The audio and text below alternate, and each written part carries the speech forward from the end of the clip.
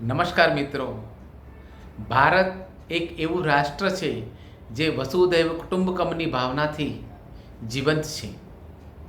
આજે આપણે સૌ અલગ અલગ રહેતા થયા છીએ, કારણ કે પશ્ચિમીકરણની અસરથી હવે સંયુક્ત કુટુંબની વ્યાખ્યા અમે બે અને અમારા બે પૂરતી સીમિત રહી ગઈ છે.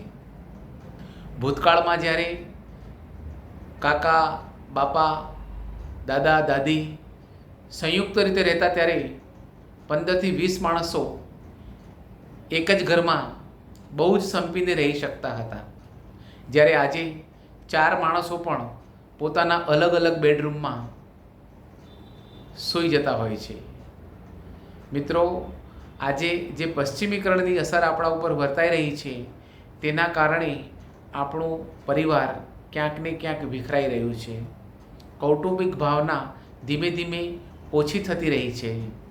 આના મુખ્ય કારણોમાં એકબીજા તરફની જે લાગણી હોય છે તે ક્યાંક ને ક્યાંક કેવી રીતે ઓછી થાય છે તે આપણને સમજાતું નથી.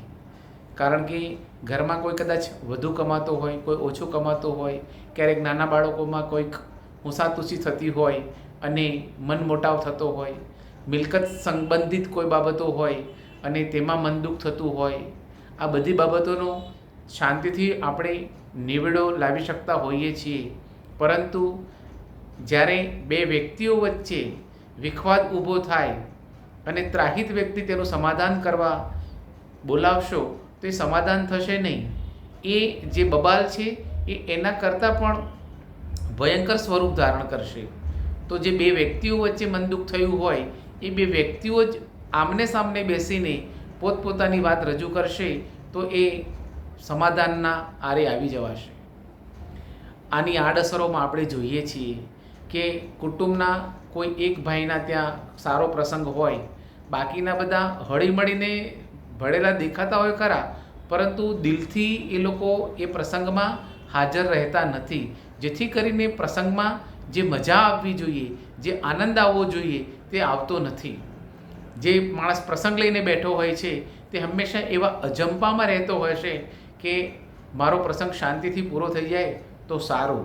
અને આજુબાજુના પરિવારવાળા પણ લોકોની ચર્ચા મુજબ આપણને એવું ધ્યાન પર આવે છે કે તેઓ તેનો પ્રસંગ કેવી રીતે બગડે તેવી પેરવીઓ પણ કરતા હોય છે.